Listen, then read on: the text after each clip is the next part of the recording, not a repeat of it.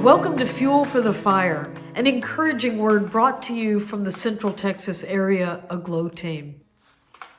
Our word today is intimidation. And I can hear you right now. Wait a minute, I thought you said this was an encouraging word. It is an encouraging word.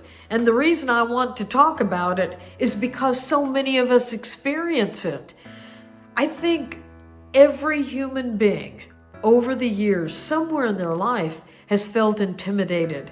Whether it was the bully on the playground or the boss in the boardroom, or whether we showed up to the wedding that was formal and we thought it was casual, or whether we were wearing something way too fancy to a party that turned out to be an outdoor barbecue, or for a million other reasons, we can feel intimidated.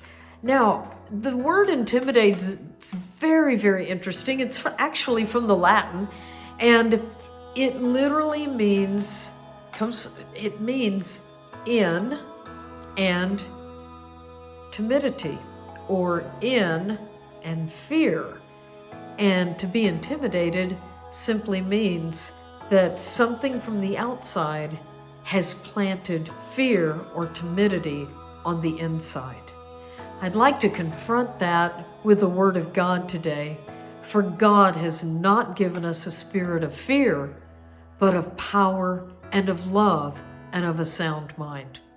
Or another translation to the sound mind part is self-control. You know, that word fear in that verse actually means, when you look it up in the Greek, God has not given us a spirit of timidity. He has not put in us anything that would be afraid or be timid, especially from being bullied by other people, sometimes by our own self-condemnation, or especially from the enemy who's constantly trying to intimidate us.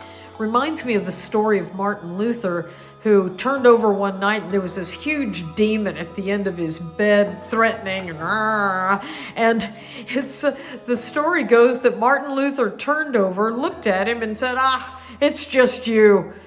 Turned back over, went back to sleep. He was not intimidated. In other words, fear was not within. Perfect love casts out fear, John says.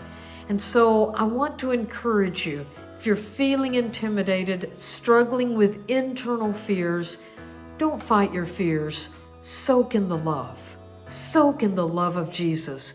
It's perfect love that will demolish the fear much more quickly, much more powerfully than our trying to fight it with our human resources and our thoughts. Perfect love casts out fear, and God has not given you a spirit of timidity. The next time you're confronted with intimidation, remember the all-powerful, all-consuming fire of God's love resides within you. Thank you so much for joining me today on Fuel for the Fire.